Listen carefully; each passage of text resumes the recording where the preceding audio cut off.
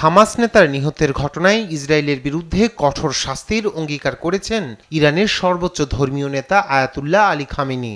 ইরানের ভূখণ্ডে হানিয়ার রক্ত ঝরেছে, তাই প্রতিশোধ নেওয়া এখন কর্তব্যে পরিণত হয়েছে বলে জানান তিনি। ইসরায়েলে সরাসরি হামলা চালানোর নির্দেশ দিয়েছেন ইরানের সর্বোচ্চ এ ধর্মীয় নেতা।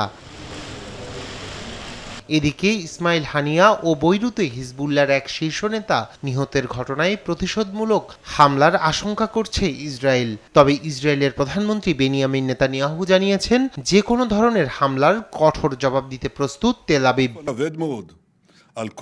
ইসরায়েলের নাগরিকদের আমি বলতে চাই, আগামী দিনগুলো খুবই চ্যালেঞ্জিং, এজন্য প্রস্তুত থাকতে হবে। বৈরুতে হামলার পর বিভিন্ন জায়গা থেকে হুমকির খবর আসছে। আমরা যে কোনো হুমকির বিরুদ্ধে ঐক্যবদ্ধ থাকব। যে কোনো আগ্রাসনের জন্য ইসরায়েলকে অনেক বড় মূল্য দিতে হবে।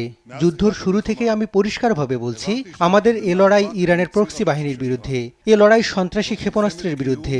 লক্ষ্য অর্জন না হওয়া পর্যন্ত হামাস, হুতি ও হিজবুল্লাহর বিরুদ্ধে লড়াই অব্যাহত থাকবে। আর এ ঘটনার সাথে যুক্তরাষ্ট্র দায়ী নয় বলে জানিয়েছে দেশটির পররাষ্ট্রমন্ত্রী অ্যান্টনি ব্লিংকেন। প্রথমত, এই ঘটনা সম্পর্কে আমাদের কাছে আগাম কোনো বার্তা ছিল না। এর সাথে কে বা কারা জড়িত তা আমাদের জন্য অনুমান করা কঠিন। তবে এটা স্পষ্ট যে এর সাথে কোনোভাবেই যুক্তরাষ্ট্রের সম্পৃক্ততা নেই।